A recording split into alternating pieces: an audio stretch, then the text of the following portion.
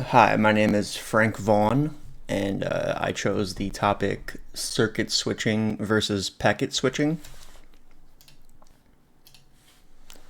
So first of all, what is circuit switching? It's a communication method where a dedicated communication path or circuit is established between two devices before data transmission begins.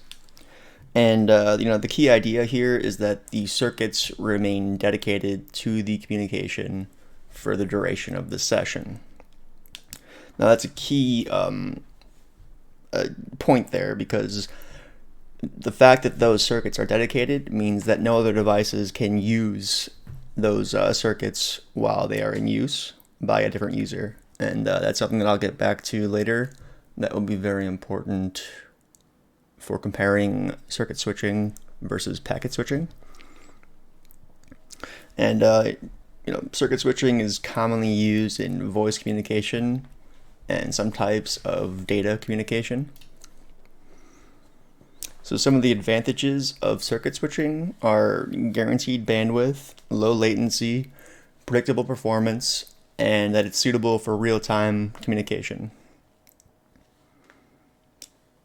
It's pretty much the best option for things that need to be uninterrupted. That you can't wait for the packets to come in later. You can't wait for the file to come in later. You need to have the stream going at all times, like Zoom calls, phone calls, things like that.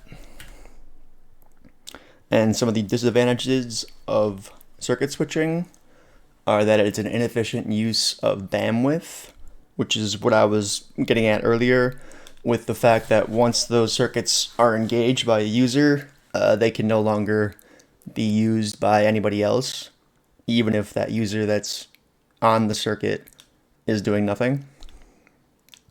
There's limited scalability, and there's a high cost to circuit switching.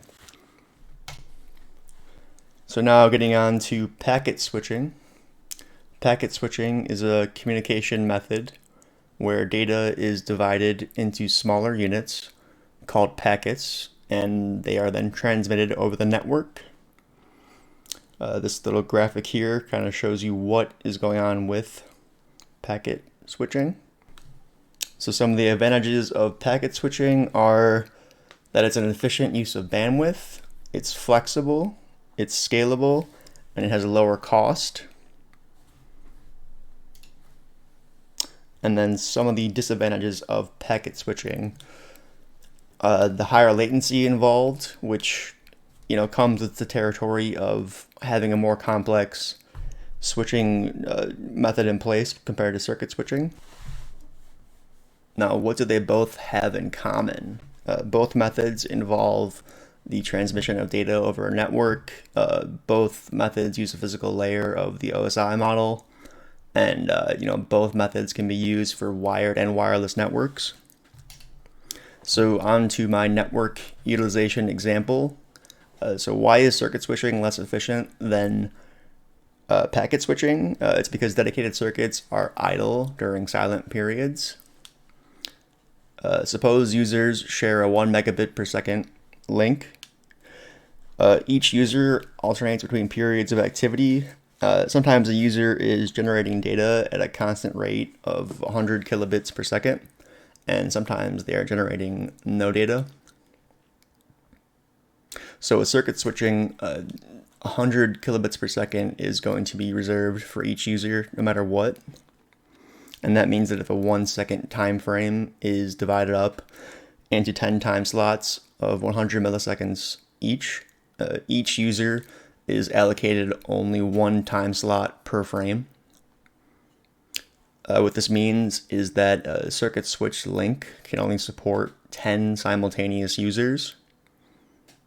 And we get that by taking the 1 megabit per second and dividing that by the 100 kilobits per second.